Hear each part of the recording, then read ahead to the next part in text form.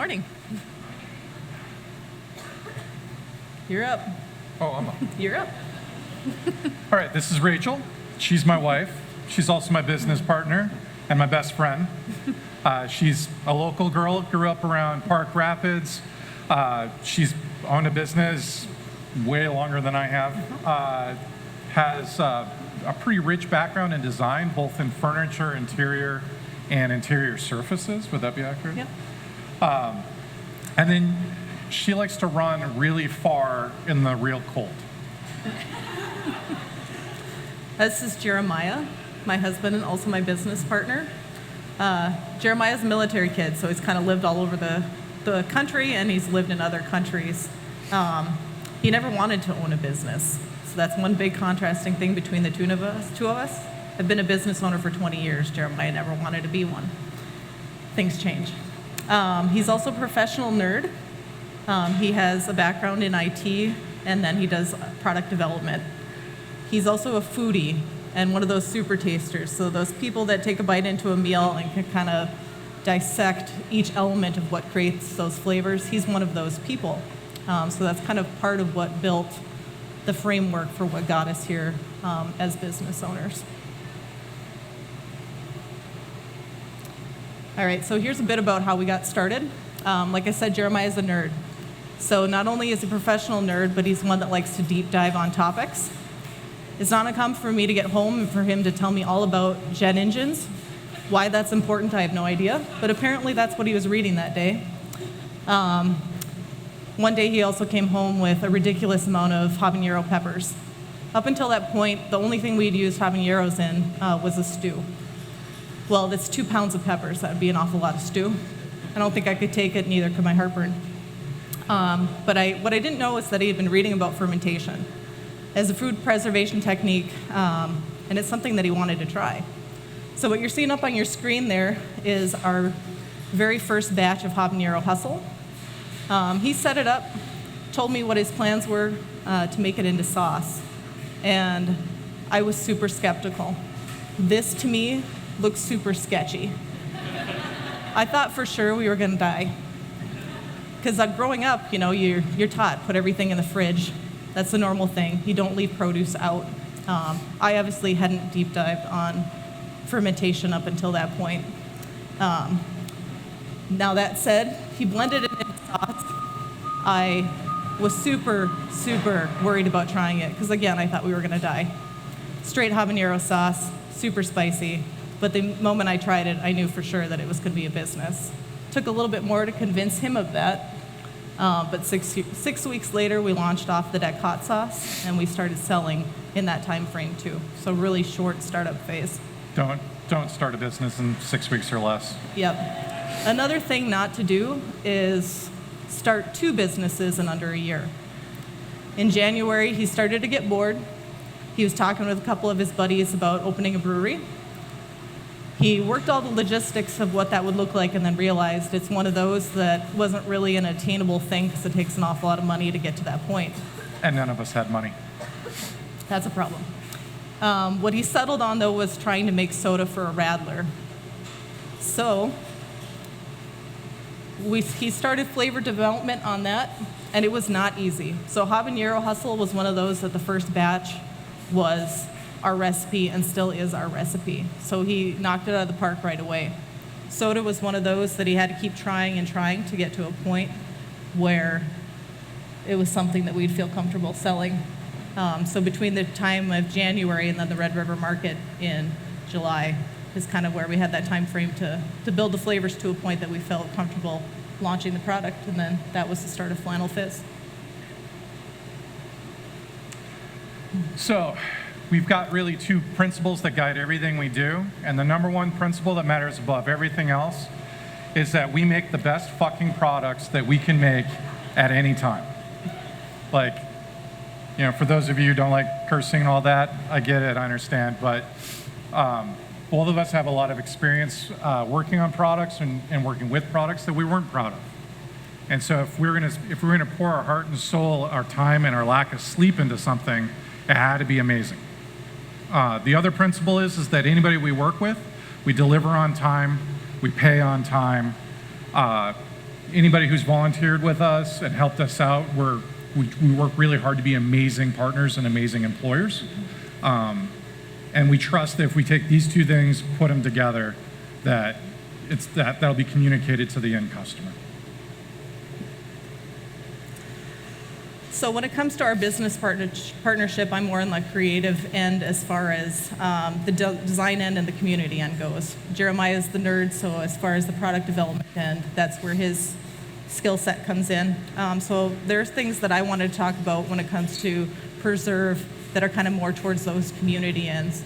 He kind of touched on it in that previous point where in order to work on something that you're willing to preserve, because that's something you have to be intentional about, it has to be a product or a service that you can back, something that you're proud of.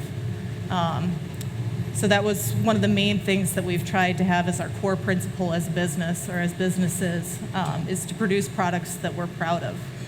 There have been instances where we've created things like I did a blueberry basil hot sauce with a jalapeno base to it. It was one of the most beautiful smelling and beautiful visually sauces that we have ever made.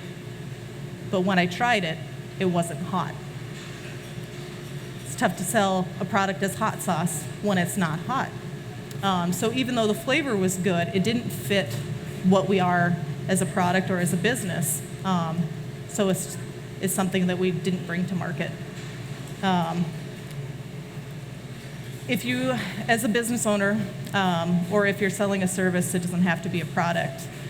If you have any hesitations in what you're bringing to market, rework what you're doing so that you can get to a point where you don't have those hesitations.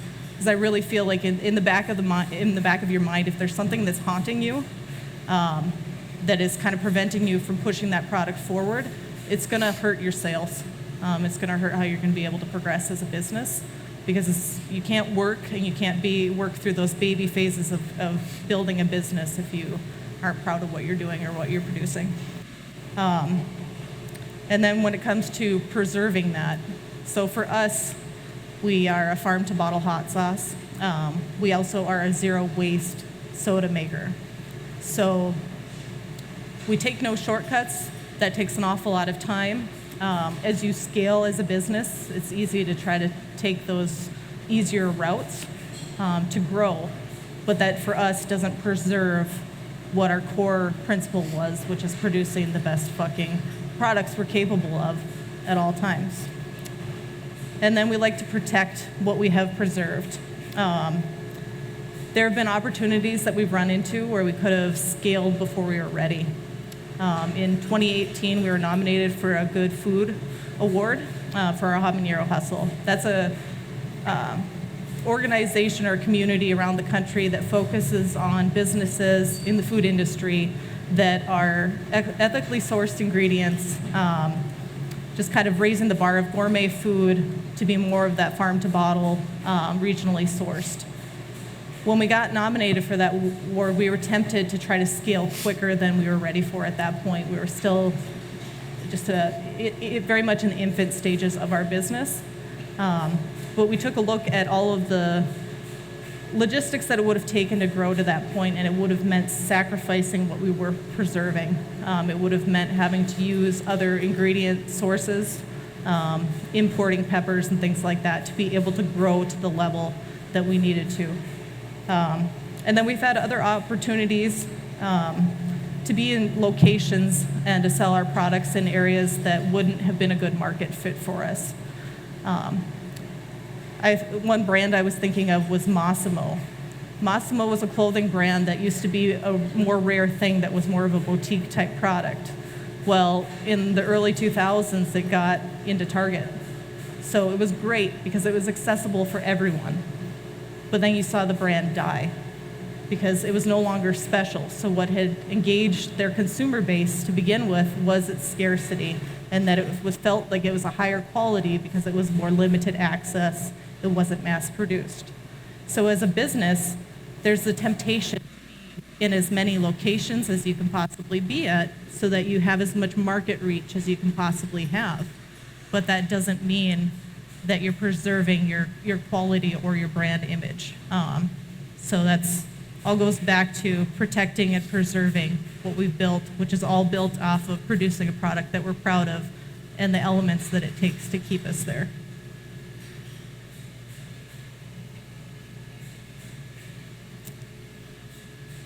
So we always like to call this out. If you want to start a business so you can work less, don't. You start your own business so you can work more, but really love what you're working on. All right. I won't be touching on any of the technicalities of making hot sauce or soda. I'm more than happy to answer those questions in the Q&A. Preservation takes planning, unless you're a dinosaur. And even then, fossils aren't exactly common. I mean, we're mostly using it to power our vehicles. So if you're going to be preserving something, you have to think about it. You have to think about what you want to preserve. You know, if you preserve everything, well, you kind of end up with my grandfather's basement, which is a nightmare, and you really can't know what you have. And as part of it, like, there are things that are very precious to us as a culture that are preserved. We're in a brewery. Beer is preserved barley water, for lack of a better description. Wine is preserved grape juice. Whiskey is preserved barley water that's stronger, I guess. And so, like, when we think about preserving things, everything takes, you have to think ahead. Because if you try to preserve things right off the cuff, you're going to make compromises and you're going to sacrifice things to make that happen. Sacrifices. Like, let's be honest, everything is a trade-off. I love fresh food. Like, we work at the Red River Farmers Market every Saturday from the beginning to the end. We have access to the best produce in town. We make fresh food all the time, and it's amazing.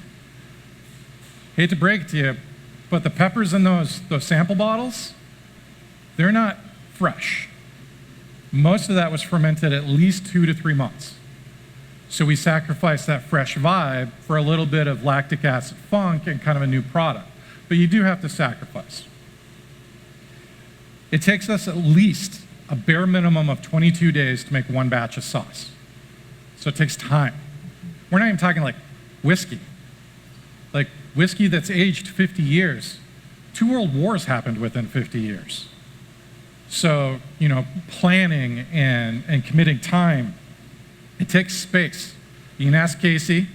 We have a lot of rack space in the dry storage at Square One because we have to pay for that space. When they do, there's a cask room back here. That's all square footage they're paying for. So, and you have to pay. It takes money. You have to maintain a stable environment. You have to, keep the ground underneath it. You really have to invest in preservation. Preservation just doesn't happen. The other thing to keep in mind, I like whiskey, so I kind of use those examples. When you age a barrel of whiskey, they call it the angel's share. Every year, a certain amount evaporates through the barrel. That's why 50-year-old whiskey costs $50,000. It's because after 50 years, that 200-gallon cask may only have 50 gallons in it.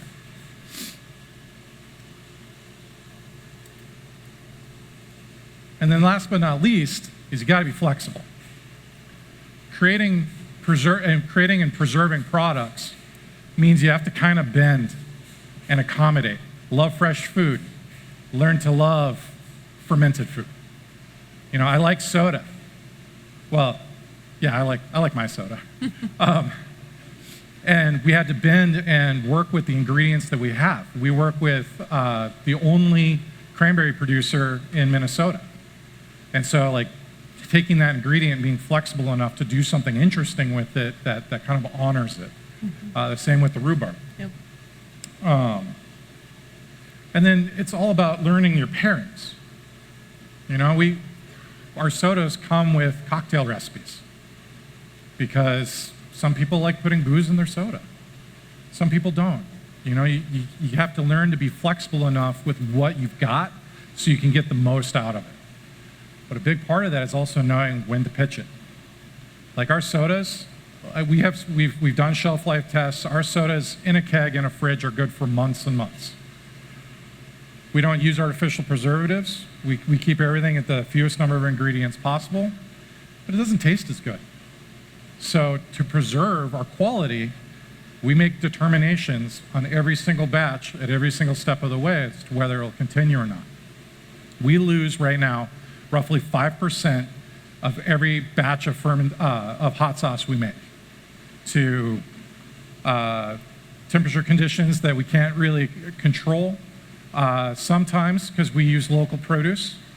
Sometimes things piggyback on that produce and we open up that bucket, and that bucket is a substantial investment of our time, of our money, and our effort. And the last time we bottled, I opened up a bucket and Brettanomyces, which is used in making beer, had overtaken the bucket and squeezed out the lactobacillus, which we use to preserve our product. That hurts. You know, and then there are other times like the blueberry hot sauce. It just doesn't meet, you know, our expectations. So you have to be flexible enough to go, this isn't good enough. This, you know, we're not even gonna give this away. It's gotta go. Sometimes like the hot sauce, it's bad.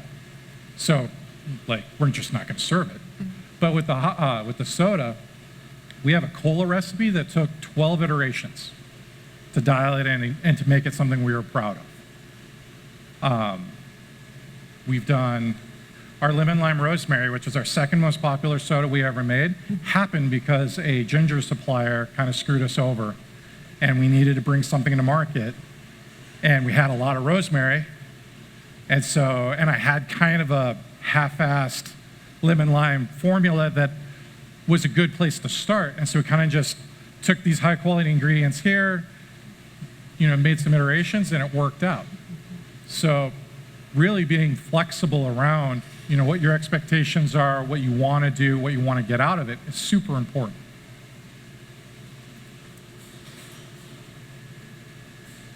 Thank you, guys. Thank you. So we have craft businesses. It takes an awful lot of community support to support that.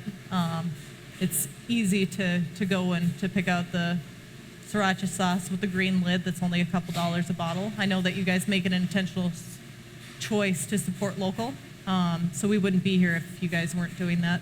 Same for the soda. We've got a whole community of people, so we sell our soda in growlers that you bring back to the market every week. And when we get into wholesale, that's also our goal, so that we're not creating more trash. But it's taken a community of people to kind of buy into that idea that they want to support being zero waste.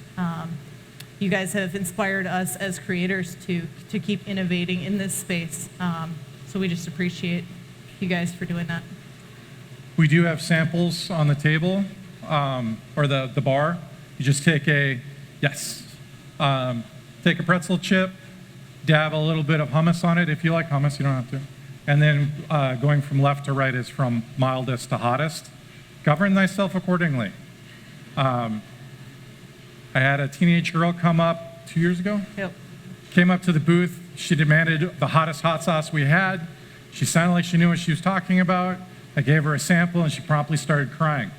I'm going to tell you something. A crying teenage white girl in front of your booth will not sell anything. Ever. So we don't for that. Yeah, we don't for that sample our reason. super hots. Yep. Because people are dumb sometimes. Or daring. Or daring. It depends on how you want to look at it. Sure. It's all perspective. I just don't like people crying at my booth. There's that. Yeah. We don't have any hot sauce to sample. Or soda. Soda. Yep. Sorry. Oops. That's all good. And we also make tonic. Yep. But So yeah, if you guys want to nerd out with us on the fermentation end, feel free to answer questions about that during the Q&A. Like I said, he deep dives on topics, so we could go really deep on that. So just kind of govern yourself accordingly. Useless stuff. So I kind of miss it. Now all I do is learn about cooking and food preservation, and it's turned out all right. yeah, it's all right.